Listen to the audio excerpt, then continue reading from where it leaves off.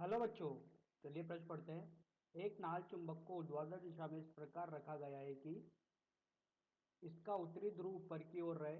तांबे की एक चादर को चुंबक के खाली स्थान में सरकाया जाता है। ऊपर से देखने पर चादर के भीतर भंवर धारा प्रवाहित करेगी। चार विकल्प दिए गए हैं। पहला है दक्षिण उत्तरी ध्रुव में, दूसरा है वामावर्त दिशा में, तीसरा है दक्षिणी दिशा में, चौथा है दक्षिणावर्त दिशा में। आइए बच्चों, प्रश्न के आधार पर मुख्य अवधारणा की चर्चा करते हैं। मुख्य अवधारणा।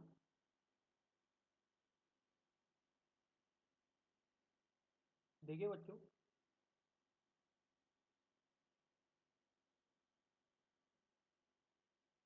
ये कुंडली है, चादर है।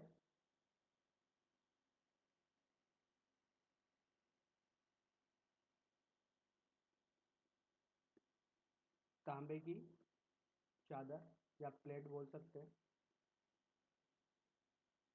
जब इससे बल चुंबकीय फ्लक्स में परिवर्तन किया जाता है तो फैराडे के नियम के अनुसार इसमें एक विद्युत वाहक बल प्रेरित होता है और इस प्रेरित विद्युत वाहक बल की वजह से इसमें एक प्रेरित धारा आती है। तो विद्युत वाहक बल दिया जाता है E बराबर ऋणात्मक d phi by d t से। ऋणात्मक चिन्ह लेंज का नियम दर्शाता है। सामान्यतः ये दिशा की बात करता है, जो अपन को बताता है कि दिशा किस तरीके से इसमें धारा की दिशा किस तरीके से दी जाएगी। धारा समानुपाती होती है ऋणात्मक d phi by d t के। जितना ज्यादा फ्लक्स में परिवर्तन किया जाएगा उतनी ज्यादा इसमें धारा प्रेरित होगी। जो ये धारा प्रेरित होती है ये भंवर धारा के रूप में होती है। गोलाकार चक्राकार इस रूप में होती है।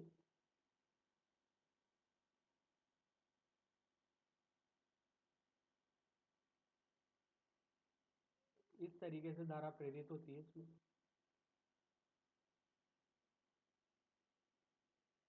यही धारा क्या कहलाती है? भंवर धारा। भंवर के समान उत्पन्न धारा है, भंवर धारा कहलाती है। आइए बच्चों, इस मुख्य अवधारणा के आधार पर प्रश्न को हल करते हैं। देखिए, एक नाल चुंबक बनाते हैं।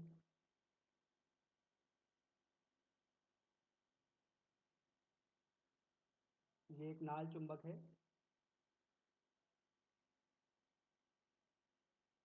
इसका ये उत्तरी ध्रुव, ये दक्षिणी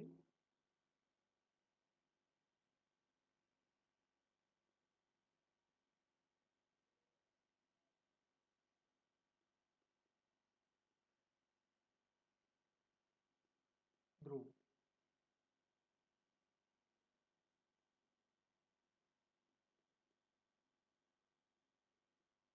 बोला गया है प्रश्न में, नाल के उत्तरी ध्रुव को ऊपर की तरफ रखना है। नाल के उत्तरी ध्रुव को अपन ने ऊपर की तरफ रखा और तांबे की एक चादर को इसमें सरकाया जाता है। तो जब तांबे की प्लेट को इसमें सरकाया जाएगा तो इससे बस चुंबकीय फ्लक्स में परिवर्तन होगा।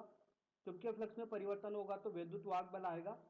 और मुख्य उदाहरण में देखा वो विद्युत वाहक बल होता है ऋणात्मक d phi by d t. तो विद्युत वाहक बल की वजह से इसमें धारा प्रेरित होगी और धारा की दिशा इस प्रकार दी जाती है लेंज के नियम से, जिसके कारण से यह प्रेरित हुई है उसी का ये विरोध करती है। यहाँ पर प्रेरित होने का कारण है फ्लक्स में परिवर्तन होना।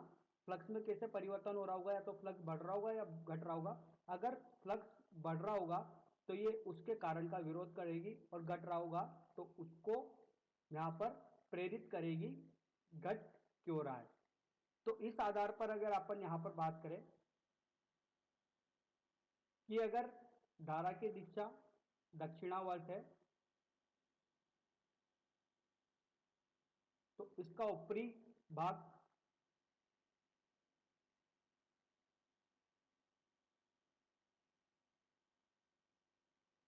उत्तरी ध्रुव की तरह दिखेगा। और अगर धारा की दिशा वामावर्त है तो इसका ऊपरी सिरा दक्षिणी ध्रुव की तरह दिखेगा। अब आइए यहाँ पर अपन का उत्तरी ध्रुव है, नीचे दक्षिणी ध्रुव है। चुंबकीय फ्लक्स में परिवर्तन उत्तरी ध्रुव से दक्षिणी ध्रुव की तरफ हो रहा है, तो इसमें जो धारा प्रेरित होगी वो वामावर्त होगी। तो ये सिरा अपन को किस तरीके से नजर आएगा ऊपर से देखने पर,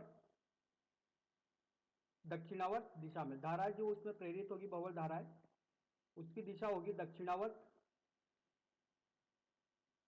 तो अपन को ये प्रश्न में पूछा गया था कि ऊपर से देखने पर चादर की बवल धारा प्रवाहित करेगी दक्षिणावर्त दिशा में। तो यहाँ पर अपन को ऊपर से देखने पर ये किस तरीके से नजर आएगा, दक्षिणी ध्रुव की तरह नजर आएगा। तो चलिए बच्चों सही विकल्प का देखते हैं।